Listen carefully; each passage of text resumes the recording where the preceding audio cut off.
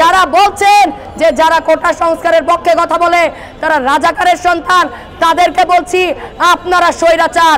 আপনাদের চোখে আঙুল দিয়ে আমরা ছাত্ররা দেখিয়ে দিচ্ছি, হামলা করে আন্দোলন বন্ধ করা যাবে না। আপনারা দেখাবেন ভয় আর আমরা দেখাবো জয়। থেমে যাবে? আমরা কি রাজপথ ছেড়ে দেব? আমরা কি ভয় পাবো? যখন সোনারগাঁয়ের ছাত্ররা ওই আমাদের মগরাপাড়ায় তারা অবরোধ কর্মসূচি পালন করছিল, তারা রাস্তায় মিছিল নিয়ে নেমেছিল, তখন দেখেছি যে ছাত্রলীগের পোষ্য বাহিনী সহ বাংলাদেশের আমাদের যে প্রশাসন, পুলিশ বাহিনী, তারা একসাথে ওই ছাত্রদের উপর হামলে পড়েছে, ছাত্রদেরকে আহত করেছে, ছাত্রদেরকে ছত্রভঙ্গ করে দিয়েছে, তার পক্ষে লড়াই করছে।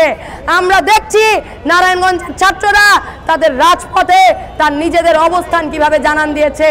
বন্ধুরা, আমরা দেখেছি যখন সোনারগাঁয়ের ছাত্ররা ওই আমাদের মগরাপাড়ায় তারা অবরোধ কর্মসূচি পালন করছিল, তারা রাস্তায় মিছিল নিয়ে নেমেছিল, তখন দেখেছি যে ছাত্রলীগের পোষ্য বাহিনী সহ বাংলাদেশের আমাদের যে প্রশাসন, পুলিশ বাহিনী, তারা একসাথে ওই ছাত্রদের উপর হামলে পড়েছে, ছাত্রদেরকে আহত করেছে, ছাত্রদেরকে ছত্রভঙ্গ করে দিয়েছে। আমরা দেখেছি জাহাঙ্গীরনগর বিশ্ববিদ্যালয়ে কিছুক্ষণ আগেও ছাত্রদের উপর হামলা হয়েছে। এই যে হামলা, একদিকে আপনারা হামলা চালাচ্ছেন, অপরদিকে আমরা বলছি হামলা করে আন্দোলন বন্ধ করা যাবে না। এবং সেই বন্ধ যে করা যাচ্ছে না, আপনাদের চোখে আঙুল দিয়ে আমরা ছাত্ররা দেখিয়ে দিচ্ছি। আপনারা দেখাবেন ভয়, আপনারা দেখাবেন ভয় আর আমরা দেখাবো জয়। জয় মানে জয়, আমরা হব বিজয়ের অধিকারী। বন্ধুরা, যে সাহস, যে উদ্দীপনা, যে উৎসাহ নিয়ে আমরা আজকে রাজপথে নেমেছি, এই সাহস কি থেমে যাবে? আমরা কি রাজপথ ছেড়ে দেব? আমরা কি ভয় পাবো? আমরা ভয় পাবো না। আমরা আমাদের এই শক্তি নিয়ে আরো বহুগুণ বেড়ে আমরা এই রাজপথে থাকবো এবং জানিয়ে দেব যারা বলছেন যে যারা কোটা সংস্কারের পক্ষে কথা বলে তারা রাজাকারের সন্তান, তাদেরকে বলছি আপনারা স্বৈরাচার। আপনারা মানুষকে কথা বলতে দেন না, এটাই আপনার প্রমাণ। যারা ছাত্রদের উপর হামলা করছে তারা সন্ত্রাস, তারা জাতির সন্ত্রাস। আজকে এসে আমরা তাদেরকে বয়কট করার ঘোষণা দেই।